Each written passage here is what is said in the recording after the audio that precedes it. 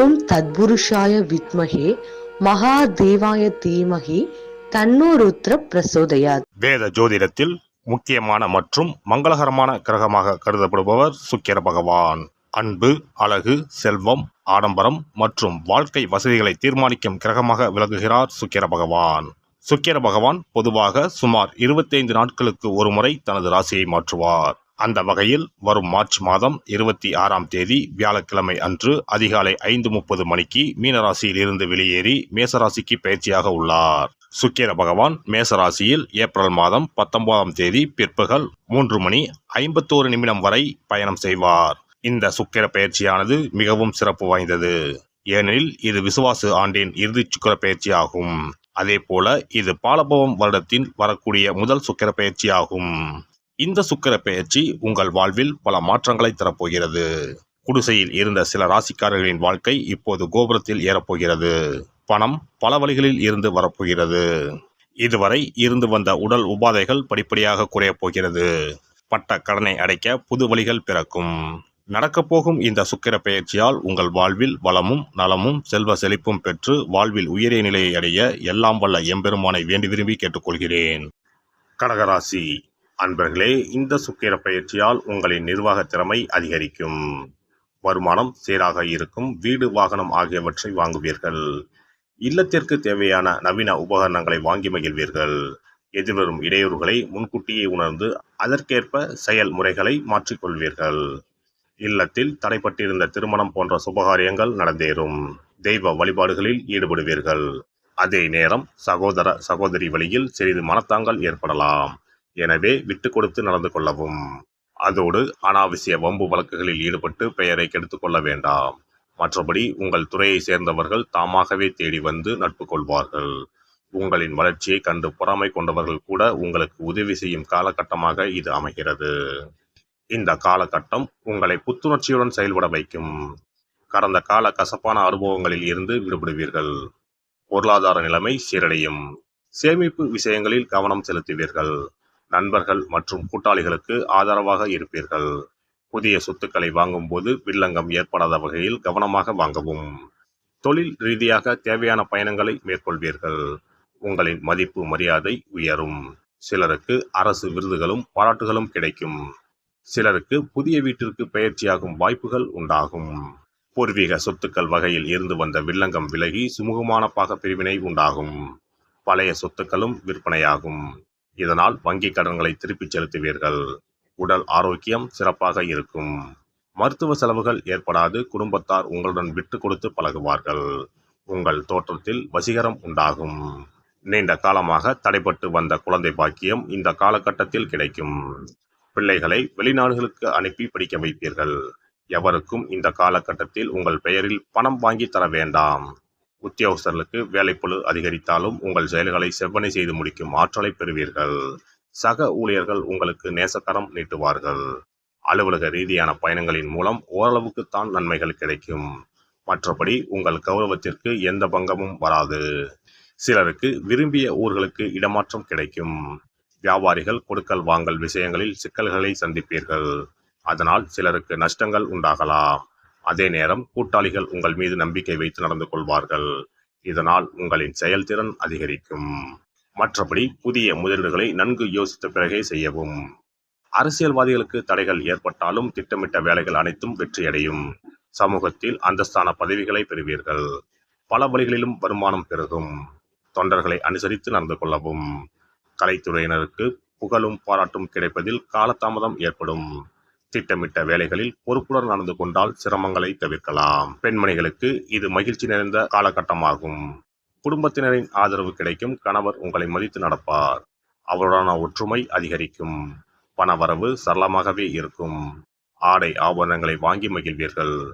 மாணவ மணிகளுக்கு படிப்பில் ஈடுபாடு அதிகரிக்கும். விளையாட்டுகளில் பங்கேற்று வெற்றி பெறுவீர்கள். சீரிய முயற்சி செய்தால் மேலும் மதிப்பெண்களை அள்ளலாம். பெற்றோர் ஆதரவாக இருப்பார்கள். நட்சத்திர பலன்கள். புனர்பூசம் 4ஆம் பாதம். இந்த காலகட்டத்தில் இதுவரை இருந்து வந்த பலவிதமான பிரச்சனைகளில் இருந்து விடுபடுவீர்கள்.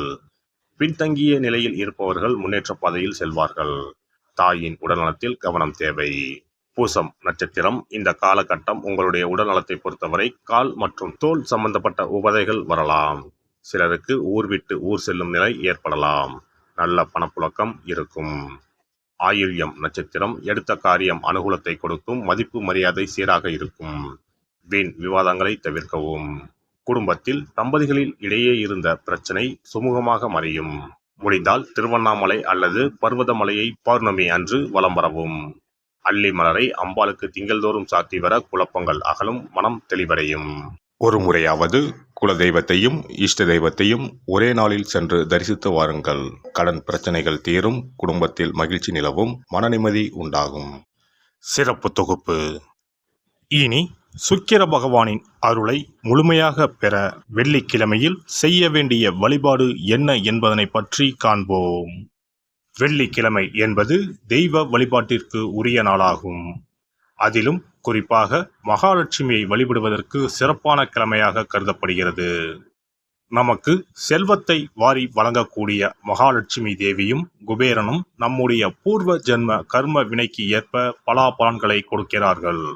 அதை அனுபவிக்க செய்யும் பொறுப்பு சுக்கிர பகவான் பார்த்து கொள்கிறார். ஒருவர் செல்வந்தராக இருப்பதற்கு ஜாதகத்தில் சுக்கிரன் அருள் கட்டாயம் இருக்க வேண்டும். சுக்கிரனுடைய அருள் பெற வெள்ளிக்கிழமையில் சுக்கிரஹோரை வரும் நேரத்தில் இவ்வாறு வழிபாடு செய்தால் சுபபோக வாழ்க்கையை அனுபவிக்க முடியும். ஒருவருடைய ஜாதகத்தில் சுக்கிரன் நீச்சம் பெற்றால் உடல் ரீதியான ஆரோக்கிய ரீதியான பாதிப்புகள் ஏற்படும். சொத்து சுகங்கள் எவ்வளவு இருந்தாலும் அதை முழுமையாக அனுபவிக்க முடியாமல் செய்துவிடும்.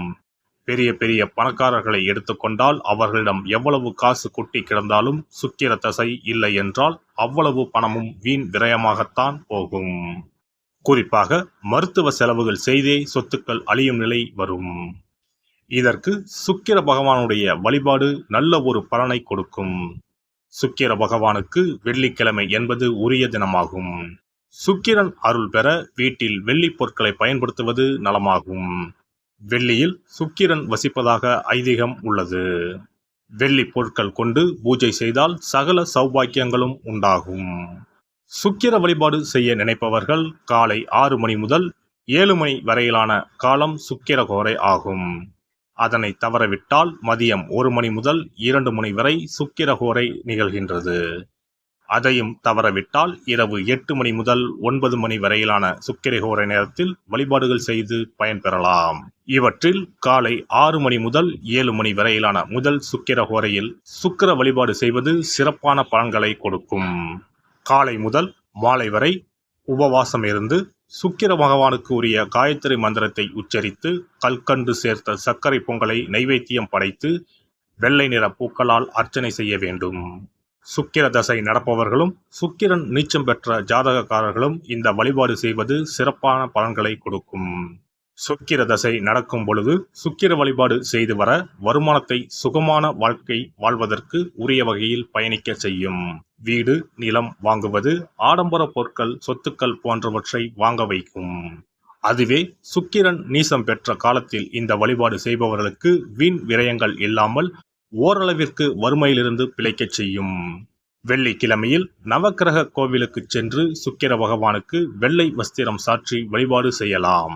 வெள்ளை நிற நைவேத்தியங்கள் தயார் செய்து கோவிலில் வரும் பக்தர்களுக்கு தானம் செய்யலாம். இவ்வாறு செய்து வர சுக்கிரனின் முழு அருளும் கிடைக்கப் பெற்று வாழ்வில் உயரிய நிலையை அடைவீர்கள். எல்லாம் வல்ல இறையருளால் நீங்களும் உங்கள் அன்பு குடும்பமும் உடல் நலம், நீலாயுள், நிறை செல்வம், உயர் புகழ், மெய்ஞானம் ஓங்கி வாழ்க வளமுடன். இந்த வீடியோ பதிவு உங்களுக்கு பிடித்திருந்தால் லைக் பண்ணுங்க, கமெண்ட் பண்ணுங்க, ஷேர் பண்ணுங்க, மறக்காம சப்ஸ்கிரைப் பண்ணுங்க, பக்கத்துல இருக்கிற பெல் பட்டனை கிளிக் பண்ணுங்க. நன்றி, வணக்கம். ஓம் நமச்சிவாய. சிவாய நம.